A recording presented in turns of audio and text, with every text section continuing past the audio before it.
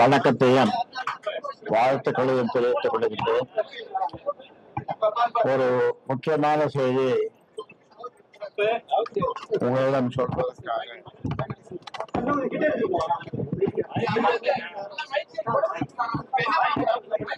வருகின்ற பல்லாண்டு காலமாக பூம்புகாரில் மகளிர் பெருவிழா நடத்துவது வழக்கம். வன்னியர் சங்கத்தின் சார்பாக பூம்புகாரில் மகளிர் பெருவிழா, சாதாரண விழா இல்ல, பெருவிழா நடத்துவது மாநாடு, பெருவிழா மாநாடு. இடையில சில ஆண்டுகள் நடத்தப்பட்டதில்லை. ஏனென்றால் அங்கே அதை புதுப்பித்து அதற்கு அந்த இடத்தை அரசு இப்பொழுது நிறைய செய்திருக்கிறார்கள், அழகுபடுத்திருக்கிறார்கள். அதனாலே இந்த ஆண்டு அங்கே மகளிர் சங்க மாநாடு பூம்புகாரில் நடத்த வேண்டும் என்று முடிவு செய்திருக்கிறோம்.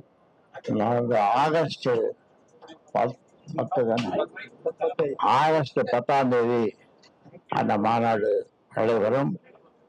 தமிழ்நாடு ஆடி 25, ஆடி மாசத்துலதான் நடத்துவோம்.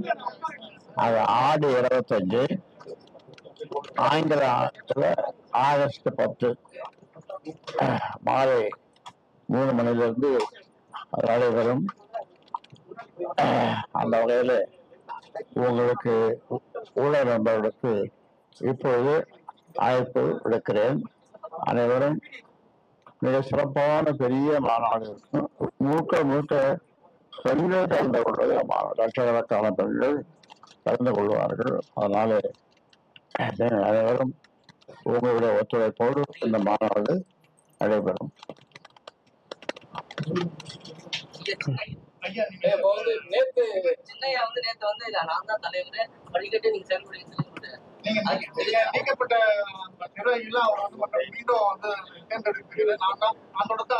பொதுக்குழுவாக தேர்வு செய்யப்பட்ட தலைவருக்கு தான் அதிகாரம் சொல்றாங்க. நீ என்ன நீக்கிறதுக்கு யாருக்கு அதிகாரம் கிடையாது. கட்சியில இருந்து பொறுப்பு போடுறது நீக்கிறது எல்லாமே தலைவருக்கு தான் அதிகாரம் சொல்றாங்க. பாமகவுடைய சட்ட விதிகள் என்ன சொல்றாங்க? சட்ட விதிகளை பார்க்கவே இல்லை. பார்த்துட்டேன், நான் அதை சொல்லிட்டேன்னா அடுத்த 10வது நிமிடம் வந்து புதிய நியமனம் வழங்கப்பட்டது. இதெல்லாம் தேவையில்லாம ஒவ்வொரு குடும்பத்திலையும் அல்லது ஒரு கட்சியிலேயும் ஒவ்வொரு நாட்டிலேயும்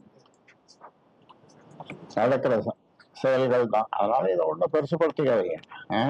நாங்களும் அதை ஒன்றும் பெருசுபடுத்திக்கல. அதாவது எல்லாருக்கும் அழைப்பு விடுறோம்,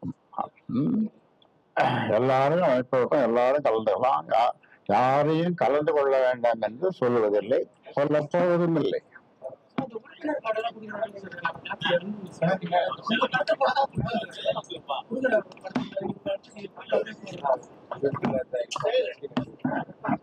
இதை பற்றி இன்னொரு தரம் பெரிய வழக்கமா வியாழக்கிழமை கூடுவோம்ல, அந்த வியாழக்கிழமை கூடி விவாதிப்போமே.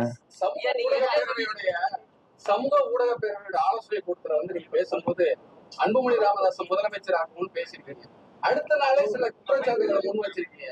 இதுல சில முரண்பாடுகள் தெரியுது. இதுல ஒண்ணும் முரண்பாடு இருக்கிற மாதிரி தெரியல. அதாவது நீங்க ஏதாவது வாய்க்கலை இருப்பீங்கன்னா எல்லாம் சொல்லியிருப்பேன்.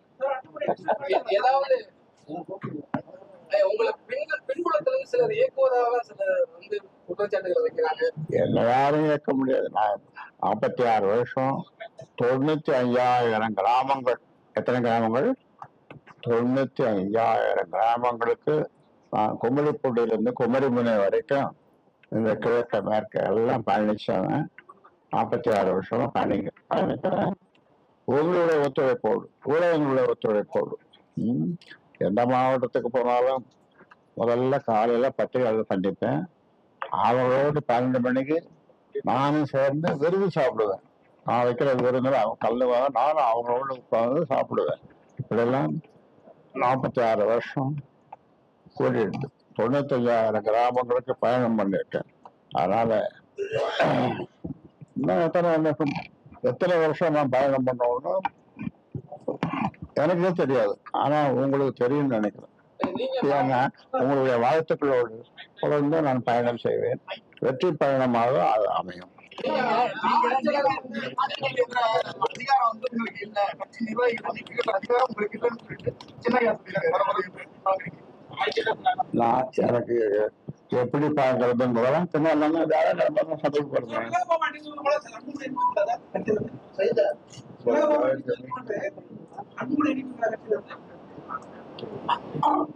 இந்த மாதிரி தேவையில்லாத கல்வி எல்லாம் தேவையாதுங்க. புரியுதா?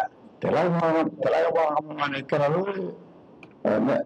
கிட்ட சிறுபான்மைகள் தான் அந்த பொறுப்புக்கு ஆரம்பத்திலிருந்து போட்டுருக்கோம்.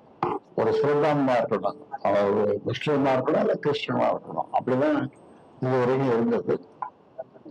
இது இந்த பெண்மணி இடையில இப்ப போட்டோம். ஆனா மறுபடியும் ஒரு முஸ்லீம் மன்சூர் ஒரு முஸ்லீம் போட்டிருக்கோம். திருப்பூரை சார்ந்தவர் பொருளாளராக போட்டிருக்கோம். அவர் முதல்ல ஏற்கனவே 7 வருஷம் பொருளாளர் இருந்தவர் தான். முதல் இந்த கட்சி தொடங்கிய போது முன்னாள் அமைச்சர்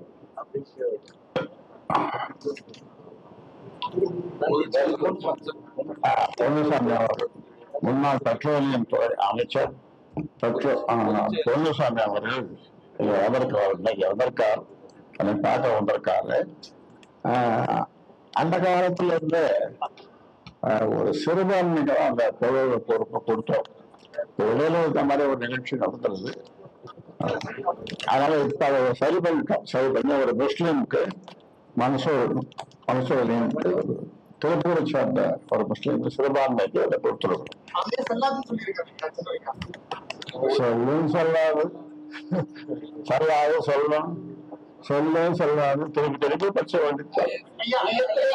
நேத்துல இருந்து எனக்கு சுதந்திரம் கிடைச்சிருக்கு, இனிமேல் தான் சுதந்திரமாக செயல்பட போகிறேன் அப்படிங்கிற மாதிரி அன்புமணி வந்து நிர்வாகிகிட்ட பேசி வர்றாரு. இந்த கருத்தை எப்படி பார்க்கணும்?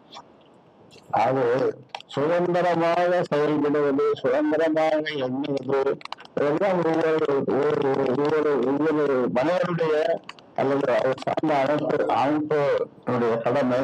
அதான் ஒரு சொன்னா அவரு சொன்னது அவருடைய கருத்தை நீங்க எடுக்கணும். மாவட்ட செயலர் கூட்டத்தை வந்து நீங்க கூப்பிட்டீங்க. ஆனா தலைவர் கூட்டிய கூட்டத்திற்கு வந்து பெரும்பாலும் அந்த மாவட்ட செயலர் போயிருக்காங்க, இங்க வரல. கட்சியோட நிர்வாகிகள் பெரும்பாலும் வந்து திரு அன்புமணி ராமதாஸ் பக்கம் தான் இருக்கிற மாதிரி கருத்து இருந்தது. போவாங்க வருவாங்க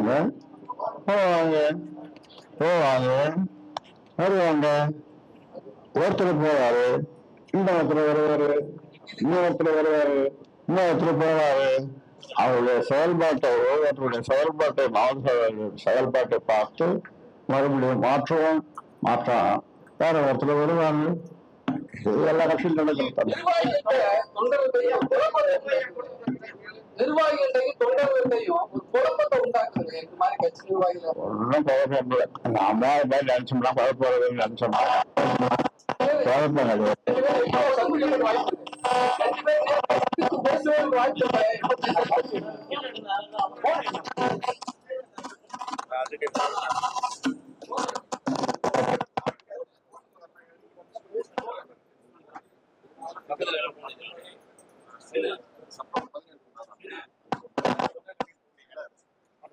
அவனாலையும் கணிக்க முடியாது.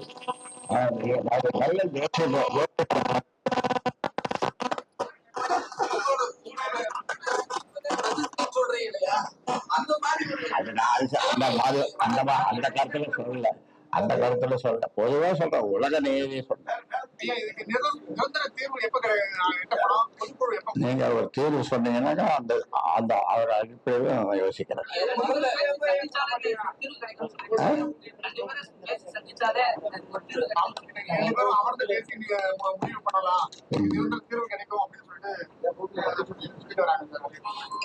தேர்வு எல்லாவற்றுக்கும் தேர்வு இருக்குது, புரியுதா? தேர்வு இல்லாம எதுவுமே இல்லை. அதனால ஒரு நல்ல தேர்வு கிடைக்க வேணும்னு நீங்க விரும்புறீங்கல்ல நடக்கும். பொதுக்குழுவா அதுக்கான யோசனை இன்னும் அதை பற்றி யோசிக்கல. கடந்த அதிமுக கூட்டணியில வந்து நீங்க ராஜ்யசபா உங்களுக்கு வாய்ப்பு வழங்கப்பட்டுச்சு. இப்ப இந்த கட்சி நிலவர குழப்பத்தின் காரணமாக அந்த வாய்ப்பு பறிபோச்சுன்னு சொல்லி நிர்வாகிகள் தொண்டர்கள் ஒரு வருத்தத்தை தெரிவிக்கிறாங்களே, அது எப்படி?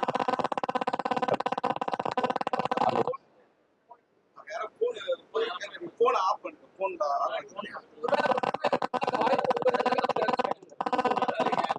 அதான் சொன்னேன், வரும் போகும் வரும், வரும்போது வரவேற்போம், போகும்போது போய் அடுத்த முறை பார்த்துக்கலாம் அப்படின்னு அந்த பதவிக்கு சொல்லி விடுவோம். தொடர்ந்து நிர்வாகிகளை வந்து மாற்றி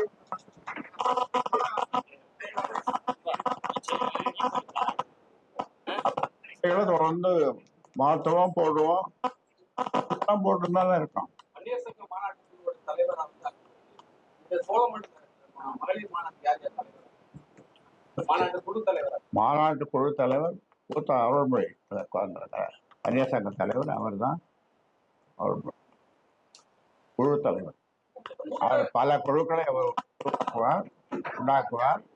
அந்த குழுக்கள் எல்லாம் அவருடைய பேச்சை கேட்டு எல்லாம் செயல்படும்.